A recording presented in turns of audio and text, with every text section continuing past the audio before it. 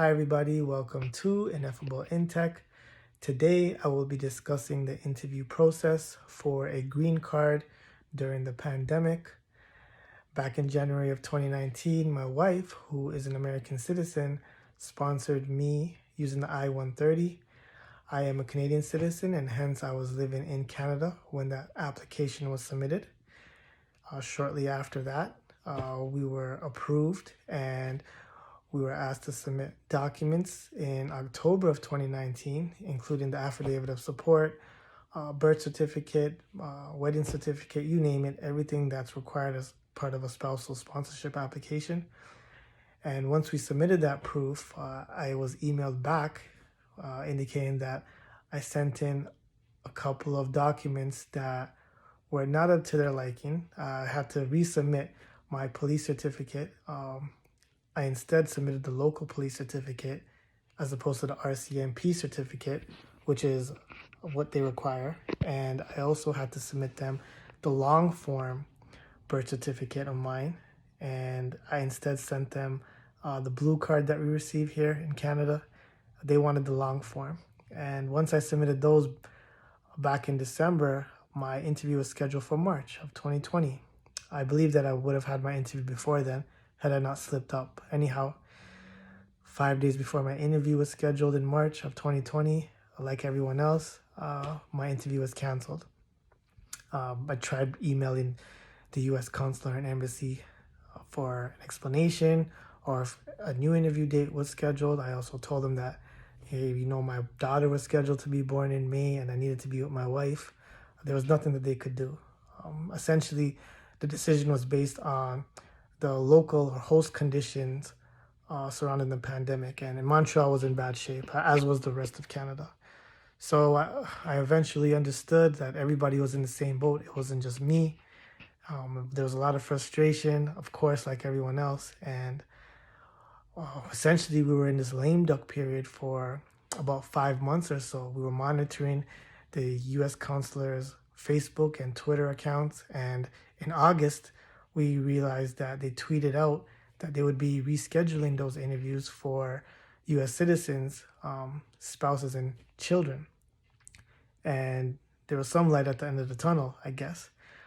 Fast forward to November of 2020, my interview was finally scheduled. And I received an email first from the courier services who send back our passports to our homes with visas in them. They sent me the email first indicating that my interview had been rescheduled. And shortly after that, I received a formal email, I should say, from the USCIS or US Consular Services in Montreal, confirming the fact that yes, my interview had been rescheduled. And in that email, they outlined the documents that I needed to bring. It was a reminder. I already had printed these documents back in May, but a couple of my documents had expired, and they wanted updated documents for those, including my medical certificate and my wife's taxes. So once I received that email, I quickly asked my wife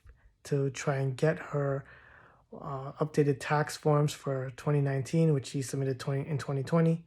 And I had to find an authorized medical practitioner here in Toronto who would be willing to schedule an appointment with me on such short notice. And the reason why I didn't schedule an appointment with the medical practitioner earlier is because I literally wanted to wait until I received confirmation with an interview date before I scheduled that exam. And that's because I didn't want to spend another $300 to $500 and potentially having my interview with the embassy canceled again.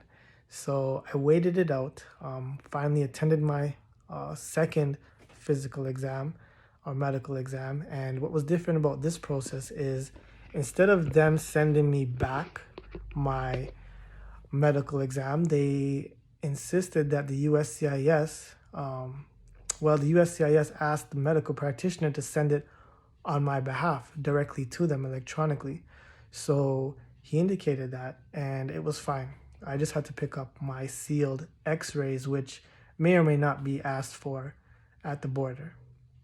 Fast forward to my interview day, I actually went ahead and booked a train ticket from Toronto to Montreal and back. It cost me about $49 each way.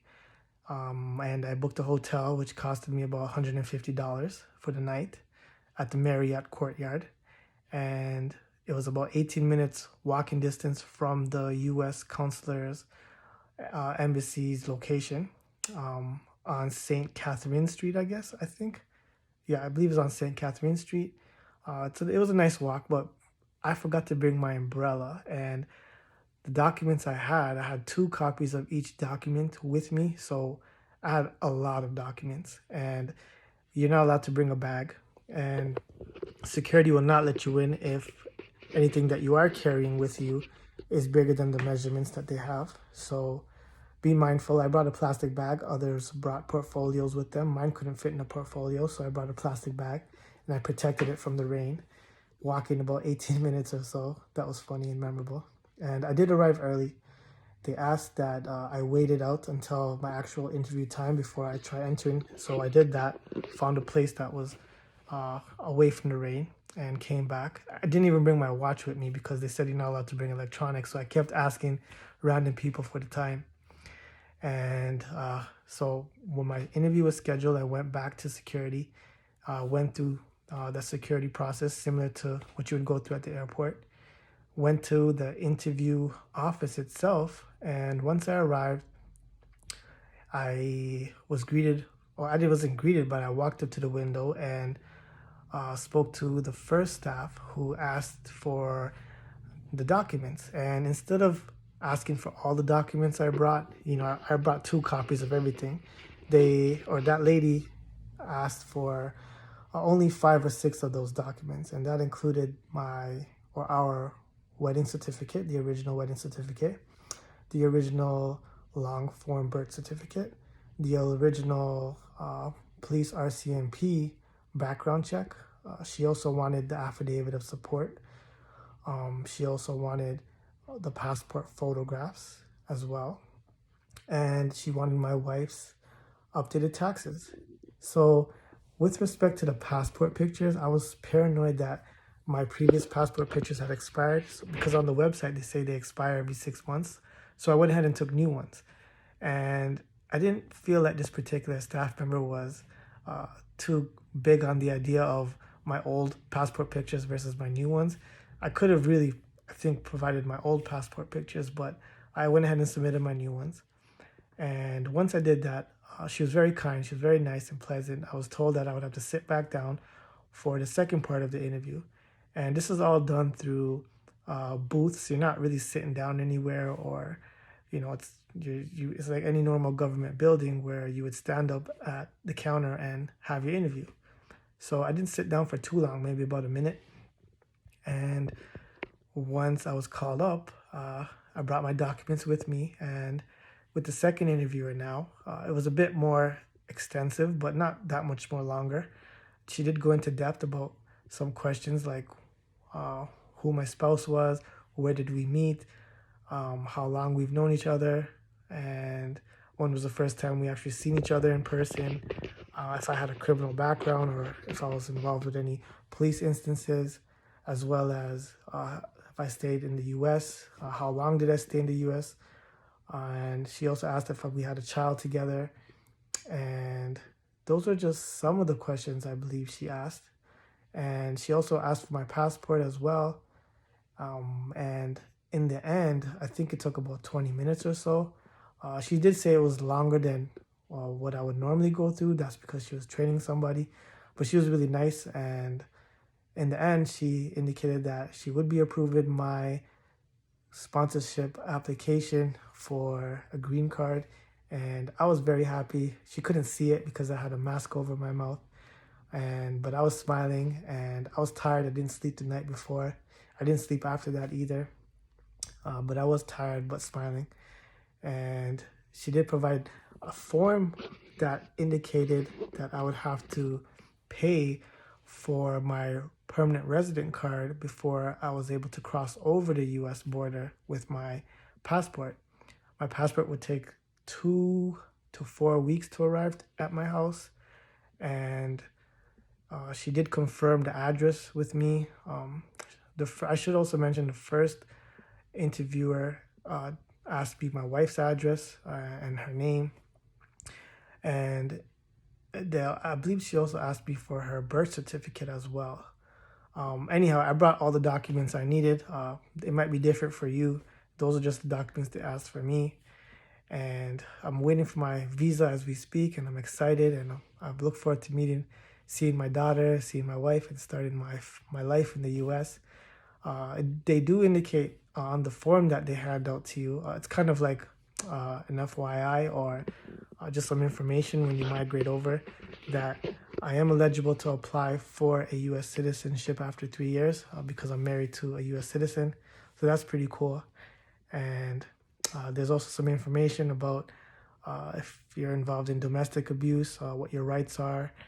And apart from that, I'm really excited to be going to the U.S. And the process was a bit difficult and stressful because my daughter was born. But it was all worth it. Just hang on tight for everybody else. It's they're trying their best that they can.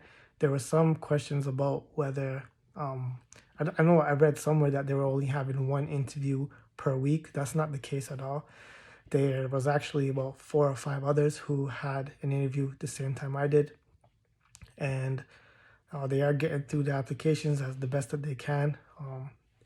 Just be patient. I know it sounds redundant, but be patient and things will work out. So if you have any questions, please let me know in the comments. I'll answer them to the best of my ability. And yeah, please like this video and please subscribe. Take care.